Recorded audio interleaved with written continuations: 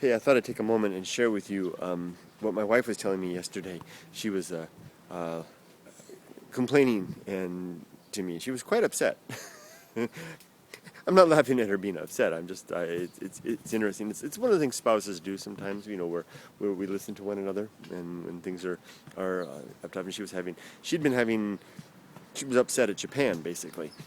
No, this is not a criticism of Japan necessarily, or even a large-scale classification that things are changing in the whole country. Just the observation of what happened in my wife's experience and a little bit of what I'm seeing right now.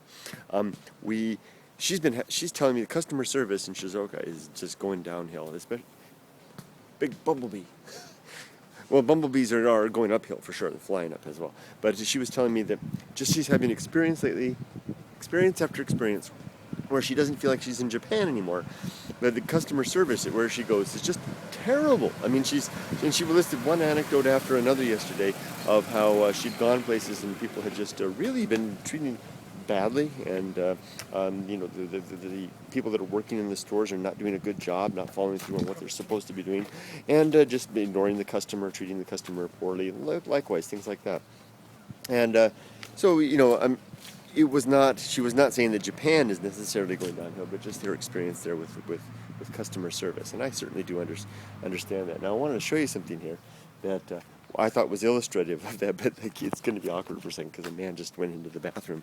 I'm out for a bicycle ride here. I'll sit here for just a second and ramble on just a bit more. So it was really strange to hear that because usually we hear nothing but great things about the way that the customers are treated here, the way that the social interactions here in Japan. And indeed, it is a fascinating country in that regard. And I don't think that it's necessarily going down. But Yumiko is having a lot of experiences of that nature now. And this man over here is looking at me and wondering what the heck I'm up to. So let me just show you now what I wanted to show you, because I wouldn't be making this video except for this happened just now.